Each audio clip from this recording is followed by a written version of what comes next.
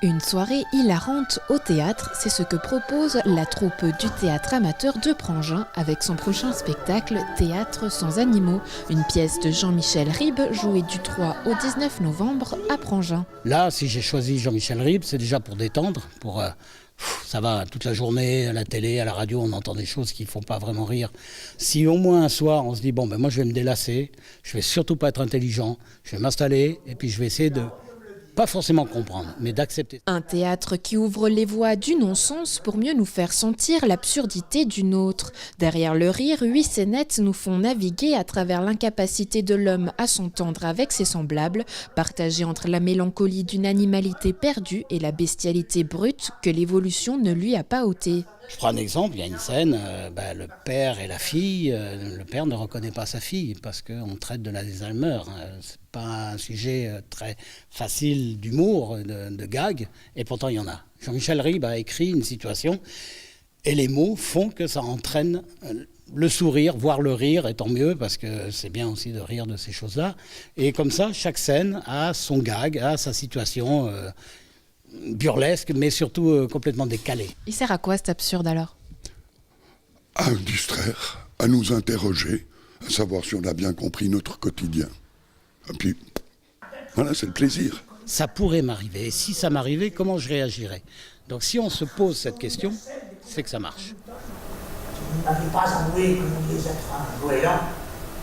Je crois que j'aurais fini par douter. Alors, vous acceptez ?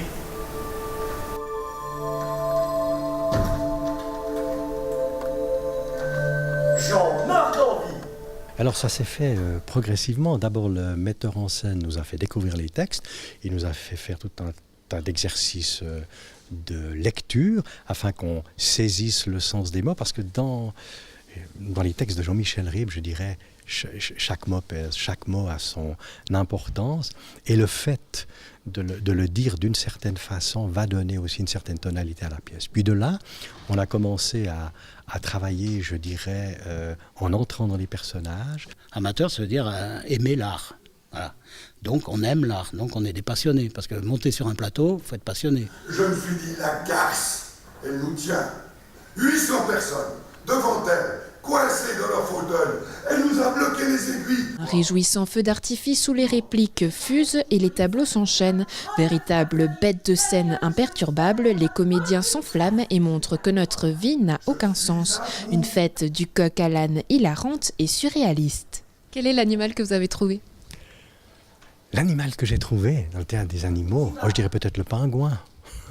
Le pingouin est un animal sympathique qui adore battre comme ça, dont on a l'impression qu'il ne se prend pas très au sérieux, mais qui applique quand même un certain nombre de stratégies pour arriver à s'en sortir dans un climat qui est quand même rude, quand on pense au climat du pôle Nord.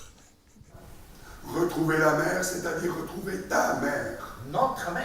Notre mère à tous, la Méditerranée. Non, avec un E, la mer.